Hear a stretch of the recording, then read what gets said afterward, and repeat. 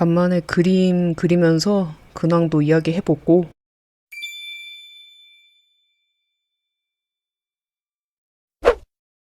안녕하세요. 꽃갈비의 작업실입니다. 5월 정말 많이 덥더라고요. 밤낮으로 요새 잠을 설치고 있습니다. 너무 더워서 에어컨을 틀지 않으면 쉽게 잠이 들 수가 없더라고요. 그래서 일찍이 에어컨을 틀고 선풍기를 틀고 난리 부르스를 치고 있는데, 아무튼 더위 조심하시고요. 6월에 장마가 일찍 온다는 이야기도 있으니까 물 조심도 하시면 좋겠네요. 오늘의 주제는 특이하지만 내가 억만장자라면 게임 개발을 할까에 대한 걸로 이야기를 나눠보고 싶었어요.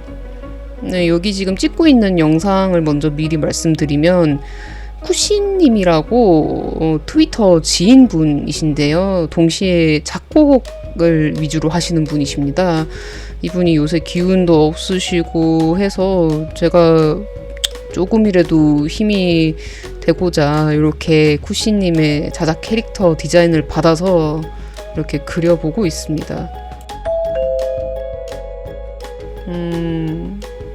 어쨌든 로또를 맞든지 아니면 친부모가 갑자기 나타나서 너는 부잣집 딸이었다 라고 갑자기 저를 후계자로 삼든지 뭐 등등 여러 가지 시나리오들이 있을 거 아니에요.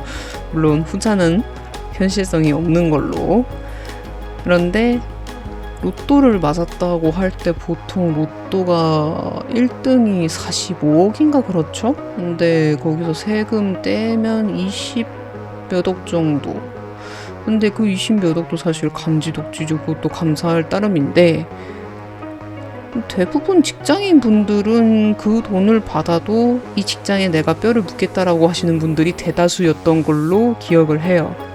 그러니까 이거죠. 이 주제는 이렇게 큰 물질적인 풍요가 있음에도 불구하고 게임 개발을 포기하느냐 아니면 끌고 가느냐.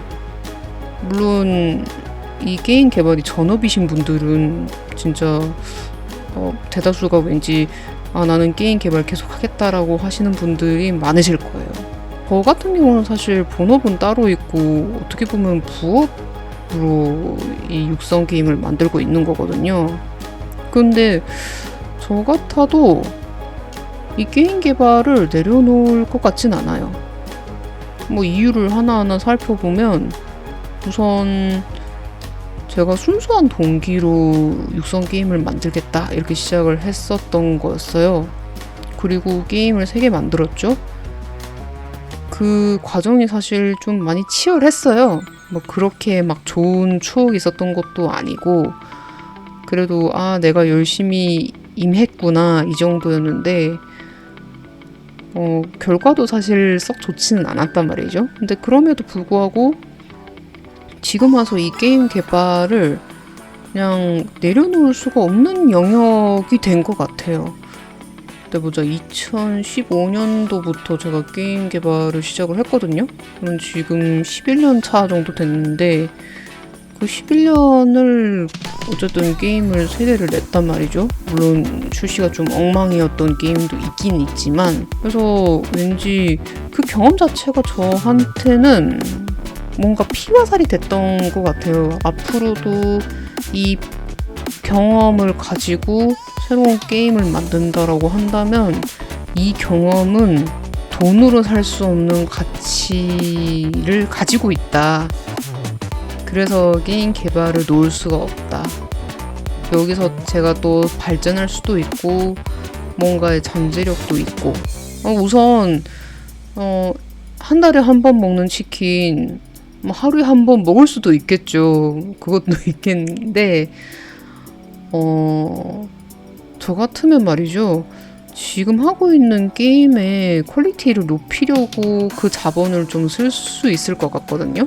그러면 예를 들어서 그래픽, 시나리오, 스크립트 이거는 제가 할 수 있어요.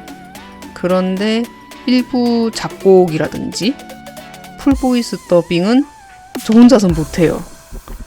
작곡은 사실 뭐 다 하지만 그래도 제가 음악적인 재능을 막 타고났다 이 수준은 아니기 때문에 왠지 지인분께 음악을 외주를 받아가지고 돈을 쓰면서 게임 BGM에 보탤 것 같고, 그리고 풀보이스 더빙.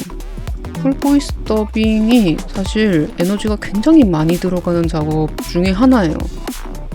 뭐 한 사람도 아니고 여러 사람들의 목소리를 써야 되는 거잖아요. 그래서 그 많은 성우분들의 기용이 필요하게 될 테고, 그럼 또 이제 그만큼 인건비가 들 거고요.